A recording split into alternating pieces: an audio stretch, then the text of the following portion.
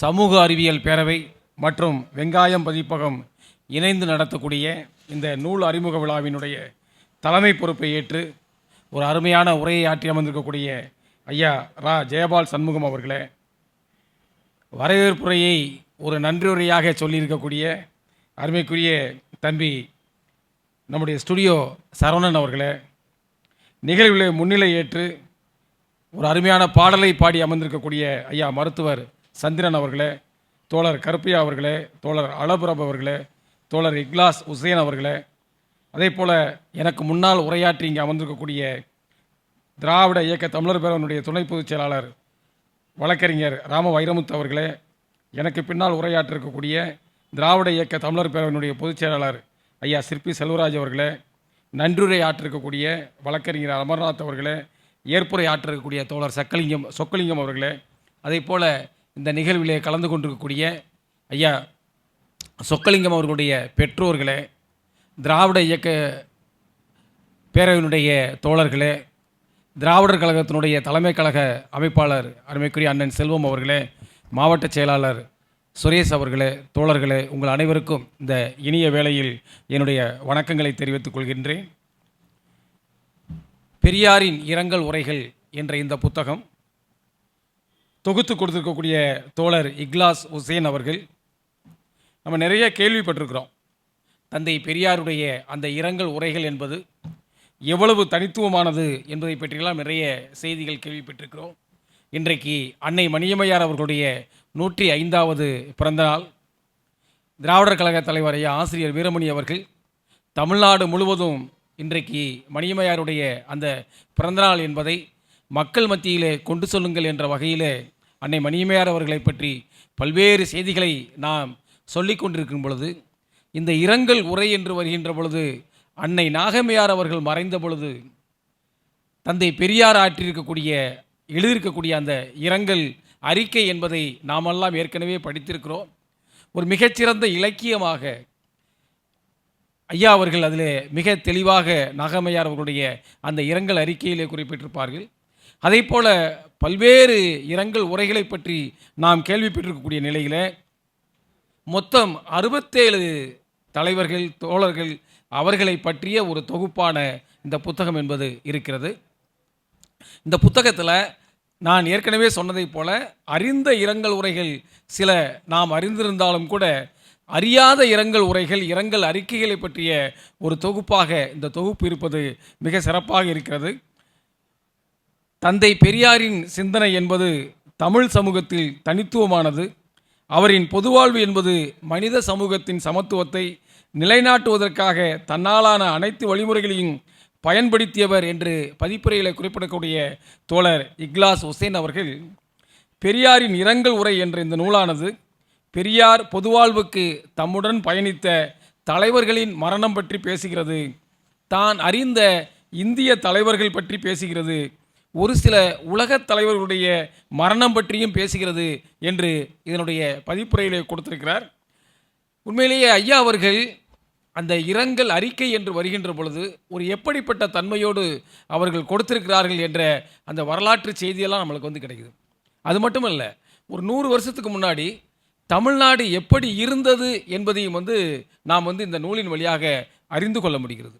சொல்கிறாரு, முதலில் தமிழ்நாட்டில் மேடை பேச்சை நிறைய பேர் பேச தெரியாது.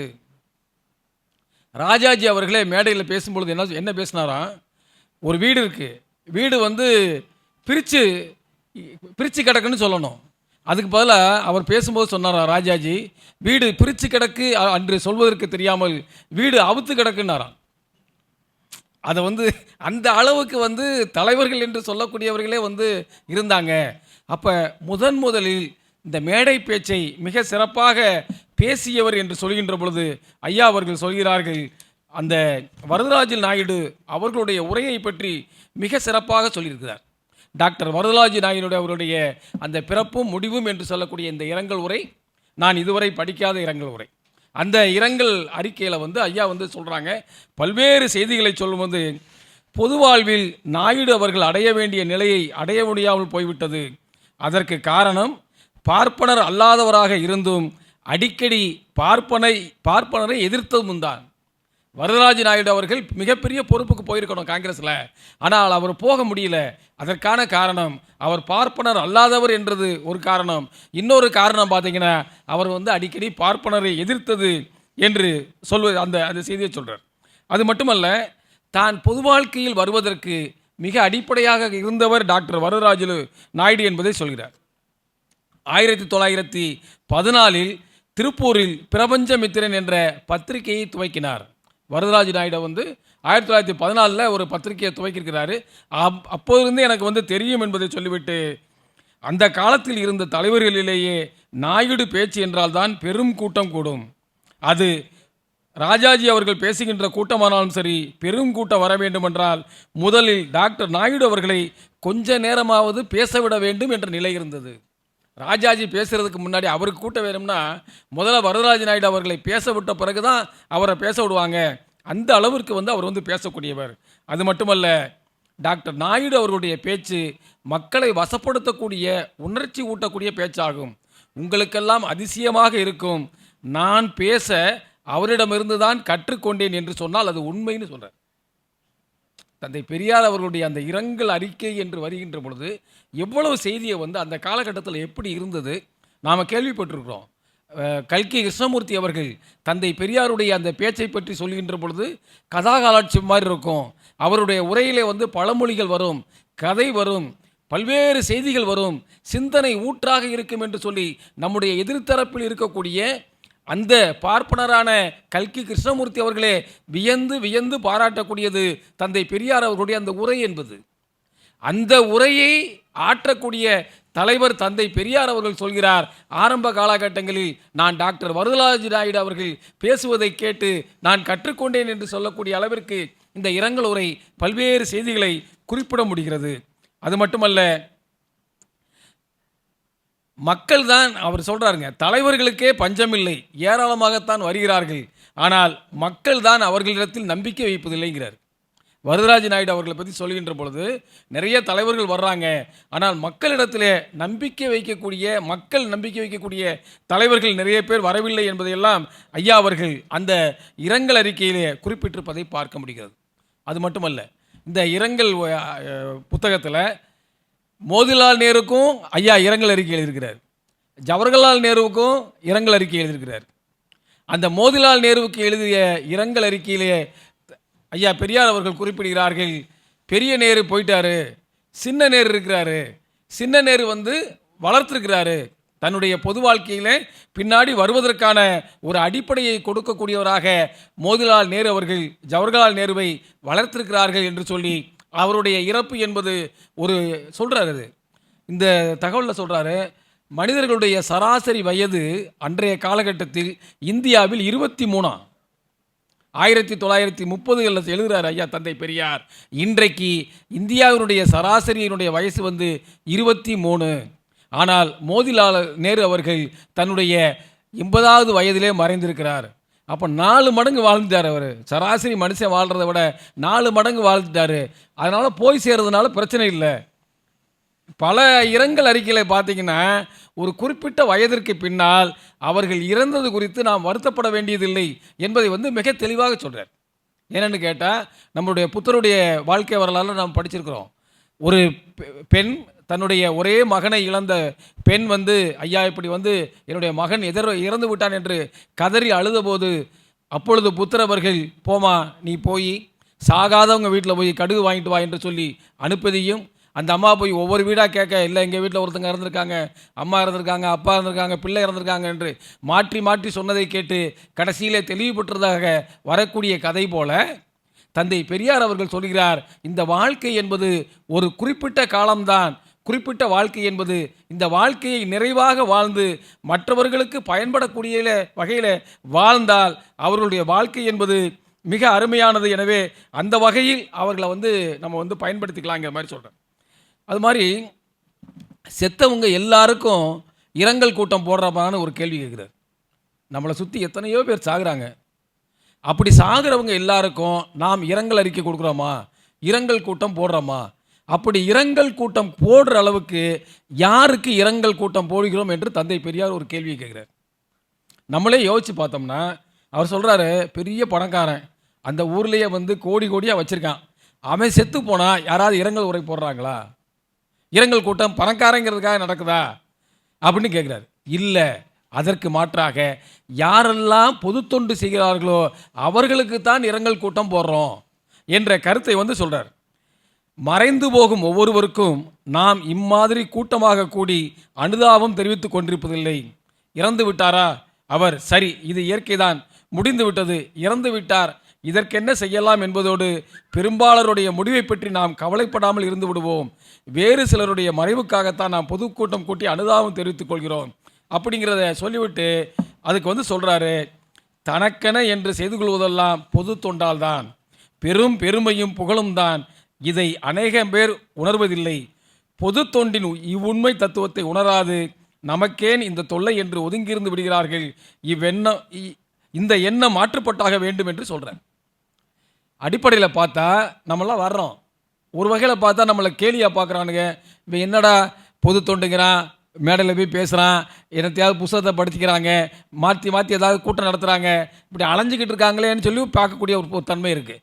அண்ணன் செல்வம் போன்றவர்கள் களப்பணி, காலையில் ஒரு கூட்டம் ஆரம்பிக்குதுன்னு சொன்னாக்க காலையில் 7 மணி 8 மணிக்கு ஆரம்பித்தார்னா ராத்திரி 8 மணி 10 மணி வரைக்கும் எந்த விதமான குடும்பத்தை பற்றி கூட அந்த இது இல்லாமல் தொடர்ச்சியாக வந்து பயணம் செய்து அந்த ஒரு நிகழ்ச்சியை வந்து சிறப்பாக செய்யணும் என்பதற்காக பாடுபடுறாங்க. இப்போ இந்த ஒரு நிகழ்ச்சி நடக்குதுன்னா தோழர் ஸ்டுடியோ சரவணன் போன்றவர்கள், அலப்பிரபு போன்றவர்கள், ஐயா வைரமுத்து போன்றவர்கள்லாம் இணைந்து இதை எப்படி நடத்துறது அப்படிங்கிற மாதிரி மிகப்பெரிய திட்டமிடுதல் பண்ணுறாங்க. அப்போ இப்படி செய்யக்கூடியவர்களை தனியாக நின்று பார்க்கக்கூடிய ஆள் என்ன பார்க்குறான், என்ன இப்படி வேலை இல்லையா அவங்களுக்கு, ஏன் இப்படிலாம் செஞ்சுக்கிட்டு இருக்காங்கன்னு யோசிக்கும் பொழுது பெரியார் சொல்கிறாரு, இதாண்டா வாழ்க்கை, பொது தொண்டு தான் வாழ்க்கை.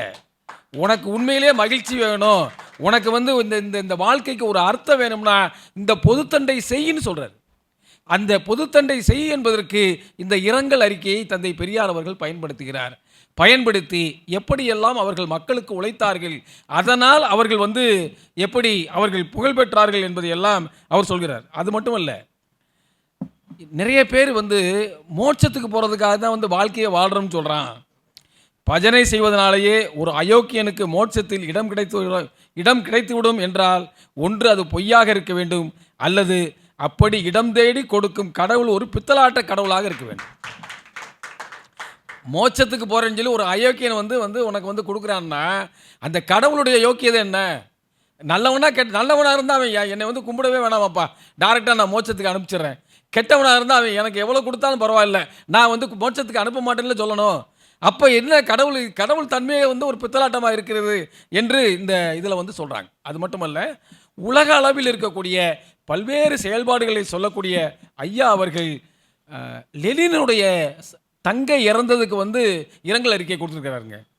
இதில் பார்த்தீங்கன்னா மிக சிறப்பாக லெனினுடைய தங்கை அவர்கள் மறைந்த நேரத்தில் விடுதலையில் ஒரு அறிக்கை எழுதி எப்படி ரஷ்யாவிலே வந்து ஒரு புரட்சி ஏற்பட்டது, அந்த புரட்சி மாறிய பிறகு எப்படியெல்லாம் அவங்க வந்து புரட்சிக்காக உதவி செய்தார்கள் என்ற பல்வேறு செய்திகளை அவங்க வந்து குறிப்பிட்றாங்க. அது மட்டுமல்ல, ஸ்டாலின் அவர்கள் மறைந்த பொழுது நாம் தெரிவோம், திராவிட மாடல் இன்றைக்கு மிகப்பெரிய அளவிற்கு ஆட்சியை செலுத்தி கொண்டிருக்கக்கூடிய நம்முடைய தமிழ்நாட்டினுடைய முதலமைச்சர் ஸ்டாலின் அவர்களுக்கு பேருக்கு காரணமே ஸ்டாலின் மறைந்த பொழுது தான். ஐயா அவர்கள் பிறந்த காரணத்தால் ஸ்டாலின் என்ற பெயரை வந்து கலைஞர் வைத்தார் என்பது நம்மளுக்கு தெரியும். இப்போ அப்படிப்பட்ட நிலைமையில் ஸ்டாலின் இறந்த பொழுது தந்தை பெரியார் அவர்கள் குறிப்பிடுகிறார், ஸ்டாலின் முடிவு மக்கள் விளக்கம் பெற்று பயனடைந்து வந்த வருகிற கொள்கைகள் வலு குறையக்கூடுமென்ற பயப்படக்கூடிய கவலைப்படக்கூடியதாக இருக்கிறது. இது போன்ற நஷ்டம் உலகிற்கு ஏற்பட்டதில்லை. நஷ்டம் ஏழை பாட்டாளி மக்களுக்கு மாபெரும் நஷ்டம் அப்படின்னு சொல்லி 1953 தந்தை பெரியார் எழுதியிருக்கிறார். நினச்சி பாருங்க, ஸ்டாலின் போயிட்டாரியா, இந்த கருத்து வந்து உலகத்தில் வந்து மங்க போகுது, இதை கெடுக்க போகிறாங்க என்று 1953 எழுதுறாரு. கோர்பசேவன் ஒருத்தர் வருவான், அவன் வந்து அமெரிக்காவுக்கு கைக்கூலியாக மாறி ரஷ்யாவே உடைச்சு மொத்தமாக தள்ளிவிட்டு போயிடுவாங்கிறது நம்மளுக்கு பின்னாடி இருக்கக்கூடிய வரலாறு. ஆனால் தந்தை பெரியார் 1953 சொல்கிறாரு, மிகப்பெரிய நட்டம் பாட்டாளி தோழர்களுக்கு, ஏன்னா ஸ்டாலின் போயிட்டாரு, அதற்கு பிறகு வந்து இதை கட்டி காப்பாற்றக்கூடிய கொள்கைவாதி இல்லைங்கிறார். ஸ்டாலின் தான் இந்த கொள்கையை காப்பாற்றினார் லெனினுக்கு பிறகு, அதற்கு பிறகு அப்படிப்பட்ட ஒரு கொள்கைவாதி இல்லை என்பதை அவர் குறிப்பிடுகிறார். அது மட்டுமல்ல, இந்த இரங்கல் உரையிலே அண்மையிலே திருச்செந்தூருக்கு பக்கத்தில் இருக்கக்கூடிய சிடி நாயகம் அவர்களுடைய அந்த மிகப்பெரிய அளவிற்கு நூற்றாண்டு விழா நடைபெற்றது. ஐயா ஆசிரியர் வீரமணி அவர்கள் கலந்து கொண்டு அந்த நூற்றாண்டு விழாவில் மிகப்பெரிய அளவிற்கு என்ன ஊர்னு அது குலசேகரப்பட்டினமா குலசேகரப்பட்டினம் என்ற அந்த ஊரில் ஒரு மிகப்பெரிய விழாவாக நடத்தினார்கள். அந்த சிடி நாயகம் அவர்கள் முடிவெதினார் என்ற அதற்கு ஒரு அறிக்கையை வந்து ஐயா கொடுத்துருக்கிறாங்க. எளிய வாழ்க்கை உள்ளவர், அதனால் மீத பணத்தை எல்லாம் கல்விக்கு செலவு செய்தவர், நினைப்பது போல் பேசுபவர், பேசுவது போல் நடப்பவர். சிடி நாயகங்கிறதுக்கு ஒரு டெபினிஷன் கொடுக்குறாருங்க. எளிய வாழ்க்கை உள்ளவர், அதனால் மீத பணத்தை எல்லாம் கல்விக்கு செலவு செய்தவர், நினைப்பது போல் பேசுபவர், பேசுவது போல் நடப்பவர் அப்படின்னு ஒரு அப்படியே நம்மளுக்கு வந்து ஒரு வரைபடம் மாதிரி காட்டுறார். ஐயா தந்தை பெரியாருடைய இந்த இரங்கல் அறிக்கையெல்லாம் பார்த்தீங்கன்னா வெறுமனே சொற்களால் அல்ல, படத்தை வரைஞ்சி அவங்கள அப்படியே நம்மளுக்கு வந்து பிக்சரைஸ் பண்ணி படமாக காட்டுவது போல இந்த அறிக்கை இருப்பதை பார்க்க முடிகிறது. அன்னை மணியம்மையார் அவர்கள் சிடி நாயகம் அவர்கள் நடத்திய அந்த பள்ளியில்தான் புலவர் பட்டம் பெற்றவர்கள் குலசேகரம் மன்றத்தில். அப்போ அப்படிப்பட்ட பெருமைக்குரிய சிடி நாயகம் அவர்களை பற்றிய இந்த நிகழ்ச்சி வந்து இருக்குது, இந்த இரங்கல் அறிக்கை இருக்குது.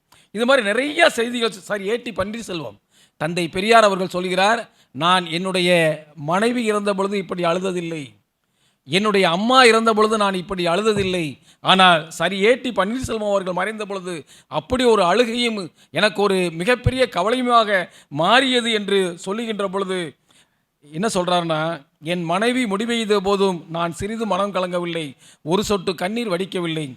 என் தாயார் இறந்த போதும் இயற்கைதானே, 95 வயதிற்கு மேலும் மக்கள் வாழவில்லையே என்று கருதலாமா, இது பேராசை அல்லவா என்று கருதினேன். 10 வயதிலேயே லண்டனுக்கு அனுப்பி படிக்க வைத்த ஒரே அண்ணன் மகன் படித்துவிட்டு இந்தியா வந்து சேர்ந்து சரியாக 20 வயதில் இறந்து போனதற்காகவும் பதறவில்லை சிதறவில்லைன்னு அப்படியே வரிசையாக சொல்கிறார். தன்னுடைய உறவுகளுக்கு ஏற்பட்ட அந்த மரணங்கள் எல்லாம் சொல்லிட்டு சொல்கிறாரு. பன்னீர்செல்வத்தின் மறைவு மனத்தை வாட்டுகிறது. தமிழர்களை காணுந்தோறும் காணுந்தோறும், தமிழர் நிலையை எண்ணுந்தோறும் நெஞ்சம் பகீர் என்கிறது. அவ்வளோ தூரத்துக்கு ரொம்ப உருக்கமாக வந்து ஐயா சரியேட்டி பன்னீர்செல்வம் அவர்களுடைய அந்த இறப்பிற்காக ஐயா அவர்கள் எழுதியிருக்கிறார்கள். அது மட்டுமல்ல, இந்த புத்தகத்தில் மிக குறிப்பாக காந்தியார் அவர்கள் மறைந்த பொழுது அதை பற்றி எழுதியிருக்கக்கூடிய வானொலியிலே ஆற்றிய உரை, அவர் எழுதியிருக்கக்கூடிய அறிக்கைகள் எல்லாம் மொத்தமாக தோழர் இக்லாஸ் ஹுசைன் அவர்கள் தொகுத்து கொடுத்திருக்கிறார்கள்.